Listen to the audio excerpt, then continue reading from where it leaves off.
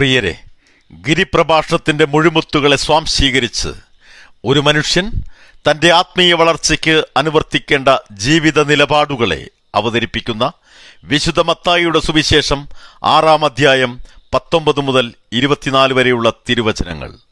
സ്വാതന്ത്ര്യപ്പുലരിയുടെ ശോഭയിൽ, പരിശുദ്ധ അമ്മയുടെ സ്വർഗാരോപണ തിരുനാളിന്റെ ചാരുതയിൽ, കൈത്താക്കാലത്തിലെ വചനവിചിന്തനം, എപ്പിസോഡ് 9. പ്രിയരെ, ഇത് ദൈവിക ശബ്ദം, വോയിസ് ഓഫ് ഗോഡ്.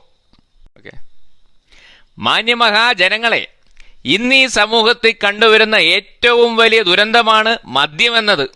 മദ്യപാനായ ഒരു മനുഷ്യൻ സമൂഹത്തിൽ നിന്ദ്യനായിത്തീരുന്നു. മദ്യം ഉപയോഗിക്കരുത്, കുടിക്കരുത്, കൊടുക്കരുത്. ഓ പക്ഷേ ഉപദേശി രാവിലെ തന്നെ തുടങ്ങിയല്ലോ. ഇല്ലവണൊക്കെ എന്തിന്റെ കാര്യ? ഷാർജാഷേക്ക് കുടിക്കണ പോലല്ലടാ മോനെ ഇത് കുടിക്കണേന്റെ കഷ്ടപ്പാട്. കുടിക്കണത് മാത്രമേ അറിയൂ. അത്രയും കഷ്ടപ്പെട്ട ഞങ്ങളൊക്കെ ജീവിക്കണേ. എല്ലാ ദുഃഖങ്ങളും മറക്കാനാ. എല്ലാ ദുഃഖങ്ങളും കുറച്ചു നേരത്തേക്കൊന്നും മറക്കാനാ. എടോ, ഞങ്ങളെ ഒന്ന് വെറുതെ വിടണോ? Leave me alone, please.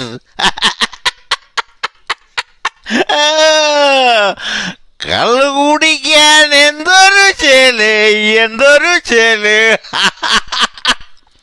ആഹാ, അല്ല കുര്യച്ച, മദ്യവർജന സമിതി പ്രവർത്തനങ്ങളൊക്കെ എങ്ങനെയുണ്ട്? ഓ, തിരക്കാ ബെന്നി. എത്ര സ്ഥലങ്ങളിൽ പോയാലാ.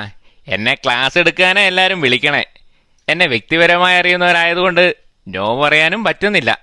ഞാൻ അറിയുന്ന 1-2 പേരോടൊക്കെ കുര്യാച്ചനെ പറ്റി പറഞ്ഞപ്പോ ആർക്കും അത്രയ്ക്കെങ്ങും മനസ്സിലാവുന്നില്ലല്ലോ. ഓ, അത് പിന്നെ അവന്മാരൊക്കെ വേറെ വേറെ സ്ഥലങ്ങളിലല്ലേ, അതായിരിക്കും. ഞാൻ തിരക്കായതുകൊണ്ട് മീറ്റിങ്ങുകൾക്ക് സ്ഥിരമായിട്ട് പോകാൻ കഴിയാറില്ല. മദ്യം വിളമ്പുന്ന ഒരിടങ്ങളിലും പോകാൻ എനിക്കൊട്ടും താല്പര്യവും ഇല്ല. അതാണല്ലോ നമ്മളെ എതിർക്കുന്നതും. എത്ര കുടുംബങ്ങളുടെ കണ്ണുനീരാ ഓരോ മദ്യപാനിയുടെ വീടുകളിൽ ഒഴുകുന്നത്. ഓ, കഷ്ടമല്ലേ. എന്നും അങ്ങനെ തന്നെ ആയിരിക്കട്ടെ കുര്യാച്ച.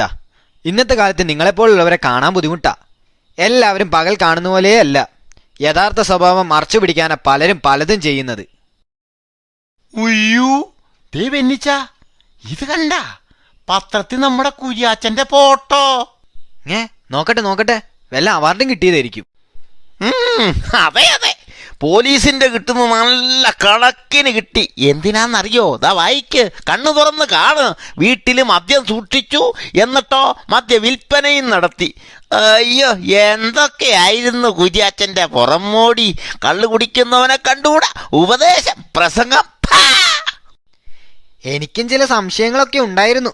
ചിലരൊക്കെ എന്നോടത് സൂചിപ്പിച്ചായിരുന്നു. എന്തിനാ മുഖം മൂടിയിട്ട് ഇങ്ങനെ സമൂഹത്തിൽ ജീവിക്കുന്നത്? എടാ ബെന്നി, ദൈവത്തെ കൂട്ടുപിടിച്ച് ജീവിച്ച തമ്പുരാൻ സ്വർഗത്തിൽ അത് വരവെക്കും. അവിടല്ലേ നമുക്ക് ഡെപ്പോസിറ്റ് വേണ്ടേ?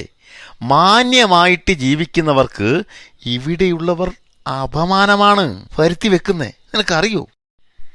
പ്രിയരെ, ഭൗതിക നേട്ടങ്ങളെക്കാൾ ആത്മീയ നിക്ഷേപത്തിന്റെ മൂല്യത്തെക്കുറിച്ച് ബോധ്യപ്പെടുത്തി കാഴ്ചകൾക്കപ്പുറം കാഴ്ചപ്പാടിലേക്ക് വളർന്ന് മാന്യതയുടെ പൊയ്മുഖങ്ങൾ അണിയുന്നവരെ തിരിച്ചറിയാൻ വാക്കും പ്രവൃത്തിയും സമന്വയം കൊള്ളുന്ന വ്യക്തിത്വങ്ങളാകാൻ നമുക്ക് മുന്നേ അതാ നസ്രായീൻ.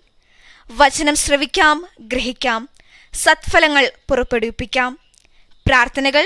സ്നേഹപൂർവം. ശുഭദിനം.